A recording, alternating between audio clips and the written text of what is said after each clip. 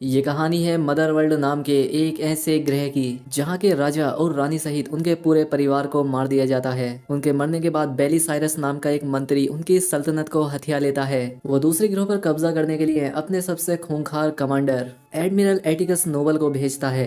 उसके ये कमांडर जहाँ भी जाते हैं सिर्फ तबाही मचाते हैं। फिल्म की शुरुआत होती है और बेल्ट नाम के एक ग्रह पर हम कोरा नाम की एक लड़की को देखते हैं जो कि फसल उगाने के लिए खेत को जोत रही थी। दरअसल वो जिस छोटे गांव में रहती थी वहाँ पर सभी लोग किसान हैं। इनके मुखिया का नाम सिंड्रे है जो कि काफी खुशहाल जिंदगी इस गांव में बिता रहे थे। अब अगले दिन जब ये लोग अपने खेतों में बीज डाल रहे थे तभी इन्हें मदर वर्ल्ड का वॉरशिप नजर आता है जिसे देखकर ये काफी ज्यादा डर जाते हैं। ये देखकर कोरा सभी लोगों को अलर्ट कर देती है और सिंड्रे को भी ये देखकर समझ आ जाता है कि वो इनसे अनाज लेने के लिए आए हैं। तभी इनमें से गनर नाम का एक किसान कहता है कि हमें मदर वर्ल्ड के साथ सौदा कर लेना चाहिए।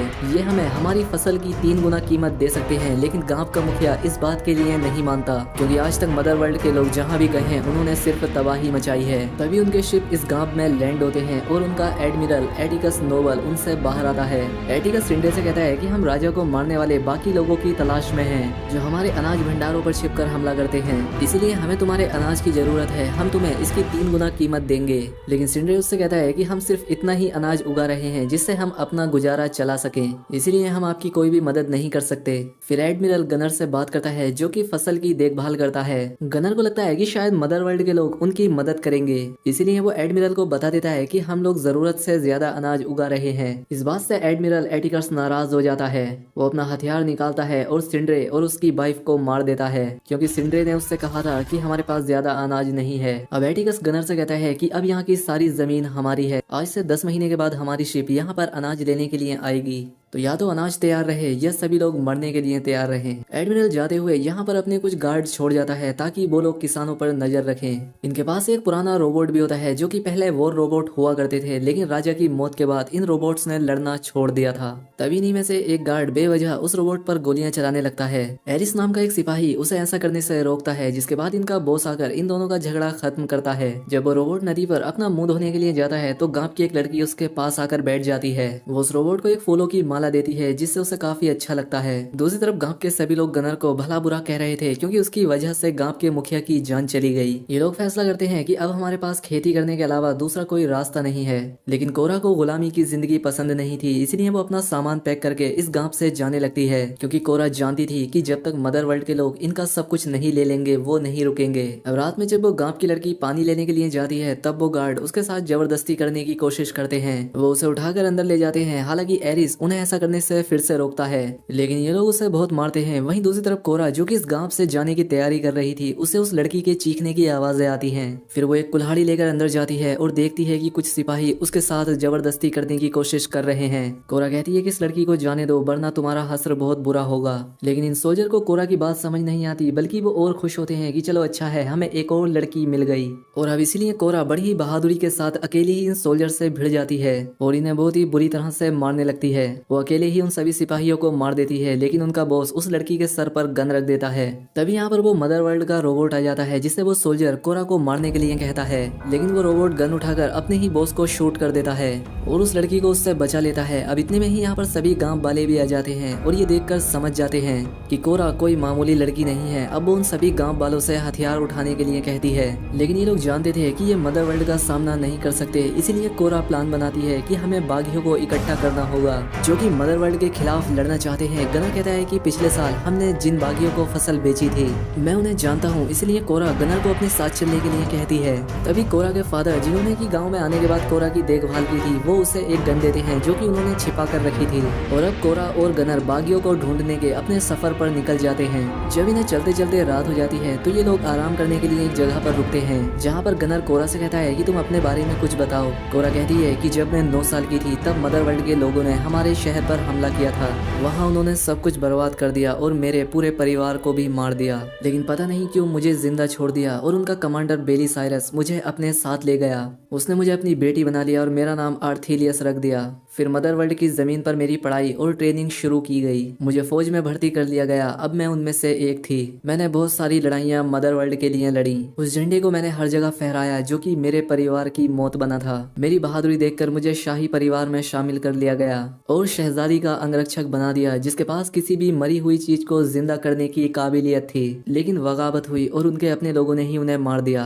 अब सुबह होते ही लोग शहर में पहुंच जाते हैं, लेकिन इनके यहाँ आने से पहले ही बेली साइरस के लोगों ने उस बागी को पकड़ लिया था जो कि बाकी बागियों का पता जानता था। इसके बाद ये लोग एक बार में जाते हैं जहाँ पर एक दूसरे प्लेनेट का बासी गनर पर फिदा हो जाता है और उसे अपने बेडरूम में चलने के लिए कहता है। ओरा उसे यहाँ से जाने के लिए कहती है, लेकिन वो कोरा को मारने की धमकी देता है, जिस पर कोरा उसे उठाकर पटक देती है। जिसके बाद वो यहाँ से बाहर भाग जाता है और अपने कुछ गुंडों को लेकर वापस अंदर आता है। कोरा समझ जाती है कि ये ऐसे नहीं मानेगा, इसीलिए वो अपनी गन निकालकर एक एक करके इन सभी को मार देती है। वो बार में मौजूद लोगों से कहती है कि मैं यहाँ पर जनरल टाइटस की तलाश में आई हूँ। हमें मदर वर्ल्ड से लड़ने के लिए बागी चाहिए। तभी एक अजीब सा कीड़े से जुड़ा हुआ आदमी उसे जनरल का पता बताता है, लेकिन इन्हें वहां तक जाने के लिए एक शिप की जरूरत थी। यहाँ पर काय नाम का बंदा इनकी बातें सुन रहा था। वो इनसे कहता है कि मेरे पास शिप है और इसमें मैं तुम्हारी मदद कर सकता हूँ। जिसके बाद ये सभी लोग शिप में बैठकर जनरल को ढूंढने के लिए निकल जाते हैं। काय कहता है कि मैं कुछ ऐसे बागियों को जानता हूँ जो कि मदर वर्ल्ड के खिलाफ लड़ने में तुम्हारा साथ दे सकते हैं। इसके बाद वो उन्हें एक योद्धा के पास लेकर जाता है जो कि मदर वर्ल्ड से लड़ने के लिए तो तैयार था, लेकिन उसके सर पर काफी कर्जा था जिसे चुकाने के लिए इनमें से किसी के पास भी इतने पैसे नहीं हैं। तभी उसका मालिक उससे एक शर्त रखता है कि मैं तुम्हारा कर्जा माफ कर दूंगा अगर मेरे पास ये जो पक्षी है तुम इसे कंट्रोल कर दोगे तो। टैरक के लिए ये काफी आसान था, वो कुछ ही देर में उस पक्षी को कंट्रोल कर लेता है। अब इसीलिए उसका मालिक उसे आजाद कर देता है। जिसके बाद ये तारक को लेकर दूसरे ग्रह की तरफ निकल जाते हैं, जहाँ जाकर ये नेमेसिस नाम की एक और योद्धा से मिलते हैं जो कि एक महान तलवारबाज थी और वो भी मदर वर्ल्ड के खिलाफ लड़ने के लिए मान जाती है। वो यहाँ पर अपने गांव की एक बच्ची को एक बहुत ही खौफनाक मकड़ी से बचाती है। अब ये लोग जनरल टाइटस की तलाश में दूसरे गिरह पर जाते हैं जो कि नशे की हालत में पड़ा था क्योंकि उसने अपना काम छोड़ दिया था। अब कोरा उसे नहला धुलाकर होश में लाती है और उसे कहती है कि हम मदर वर्ल्ड से लड़ने के लिए उसके खिलाफ टीम इकट्ठा कर रहे हैं। दरअसल टाइटस ने मदर वर्ल्ड के खिलाफ एक जंग लड़ी थी जिसमें उसके सभी साथी मारे गए थे और वो उनसे बदला लेना चाहता था, जिस वजह से वो इनके साथ हो जाता है। दूसरी तरफ एडमिरल एटिकस को दिखाया जाता है जिसके सामने उस बागी को पेश किया जाता है। एटिकस उससे बाकी बागियों के बारे में पता करता है और जब वो उसे बता देता है तो वो उसकी जान ले लेता है। दूसरी तरफ कोरा और उसकी बाकी की टीम उन बागियों से मिलती है जिन्हें गनर ने अपनी फसल बेची थी। गनर उनसे कहता है कि देखो, मुसीबत के वक्त हमने तुम्हारी मदद की थी और अब तुम मदर वर्ल्ड से हमारी लड़ने में मदद करो, लेकिन बदले में हमारे पास तुम्हें देने के लिए अनाज के अलावा और कुछ नहीं है। और डेरियन उनका साथ देने के लिए मान जाता है। अब इनके पास शिप्स और सिपाही दोनों थे, जिसके बाद ये लोग वहाँ से उड़ान भरते हैं। अब काय कोरा से कहता है कि मैं भी तुम्हारे साथ लड़ना चाहता हूँ, लेकिन पहले मेरे शिप में जो सामान पड़ा है मुझे उसकी डिलीवरी करनी होगी। दूसरी तरफ एडमिरल एटिकस को बागियों के ठिकाने का पता चल जाता है, इसलिए वो उस जगह जाकर उनके पूरे प्लेनेट को बर्बाद कर देता है और उनके राजा को भी मार देता है। दूसरी तरफ काय अपने सामान की डिलीवरी करने के लिए शिप लैंड करता है। फिर सभी लोग उन बॉक्सेस को बाहर लाकर रख देते हैं, लेकिन कोरा को यहाँ पर काय पर शक होता है क्योंकि वो एक आदमी के साथ सौदेबाजी कर रहा था और ये वही आदमी था जो काय से बार में मिला था। कोरा समझ जाती है कि उनके साथ धोखा हुआ है, लेकिन अब इससे पहले वो कुछ कर पाती इन सभी को बंदी बना लिया जाता है और साथ ही यहाँ पर एडमिरल एटिकस का शिप आकर इनके सभी जहाज को तबाह कर देता है। यानी कि काय मदर वर्ल्ड के लिए काम करता था। फिर काय कोरा को आर्थेलियस कहकर बुलाता है जो उसका असली नाम था। कोरा काय से पूछती है कि गद्दार, तुमने आखिर हमारे साथ ऐसा क्यों किया? जिस पर काय कहता है कि तुम्हें अंदाजा भी नहीं है कि मदर वर्ल्ड ने तुम्हारे सर पर कितना बड़ा इनाम रखा है। मदर वर्ल्ड ने मेरे साथ भी वही किया जो तुम्हारे साथ किया था, उसने मेरा भी सब कुछ बर्बाद कर दिया, लेकिन हम उनसे लड़कर जीत नहीं सकते, इसलिए मैंने सौदा करना ठीक समझा। अब एडमिरल एटिकस भी अपनी फौज के साथ यहाँ आ चुका था। वो इन बागियों को लंबे समय से ढूंढ रहा था। वो सभी बागियों को एक साथ देखकर काफी खुश होता है। वो कोरा से कहता है कि तुमने सभी बागियों को एक साथ यहाँ लाकर मेरा काम काफी आसान कर दिया।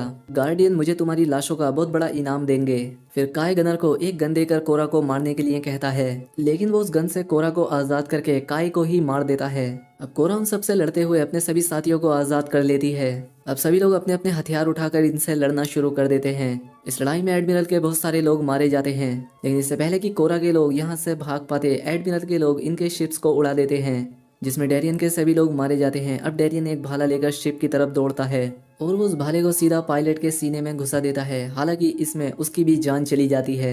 अब इसके बाद कोरा और एटिकस के बीच एक खतरनाक लड़ाई होती है। फिर कोरा उसके दोनों हाथ तोड़ देती है और साथ ही उसके दांत भी, और उसे बुरी तरह से मारने के बाद वहां से नीचे फेंक देती है। जिसके बाद ये सभी लोग इकट्ठा होते हैं और अपनी जीत से खुश होते हैं। जनरल टाइटस कहता है कि आज हमने जो भी किया है वो मदर वर्ल्ड के लिए एक बहुत बड़ा घाव है। इसके बाद ये सभी लोग गनर की तारीफ करते हैं क्योंकि उसी की वजह से आज ये जिंदा थे। इसके बाद ये सभी लोग वापस अपने गृह बेल्ट पर लौटते हैं जहाँ पर इनकी गेहूं की फसल तैयार हो चुकी थी और अब मदर वर्ल्ड का वो रोबोट इनकी फसल की देखभाल करता है। दूसरी तरफ हम एटिकस को देखते हैं जो कि अभी मरा नहीं था और उसे मदर वर्ल्ड के लोग अपने साथ ले जाते हैं। ये लोग उसका इलाज करते हैं और उसकी जान बचा लेते हैं। अब उसे मदर वर्ल्ड के गार्डियन बेली साइरस के सामने पेश किया जाता है। एटिकस उसे बताता है कि तुम्हारी बेटी कोरा अभी भी जिंदा है और वो बागियों के साथ मिल गई है। बेली साइरस कहता है तो जाओ बाकी सभी बागियों को मारकर कोरा को मेरे सामने जिंदा पेश करो, और अगर तुम ऐसा नहीं कर पाए तो तुम मरने के लिए तैयार रहना। और इसी के साथ इस मूवी का पार्ट 1 यहाँ पर खत्म हो जाता है। तो दोस्तों ये थी रेबल मून पार्ट 1 की पूरी कहानी। आगे इस कहानी में क्या होगा जानेंगे हम इस फिल्म के अगले पार्ट में। अगर आपको ये वीडियो पसंद आई हो तो वीडियो को लाइक ज़रूर करें। मिलते हैं हमारी अगली वीडियो में।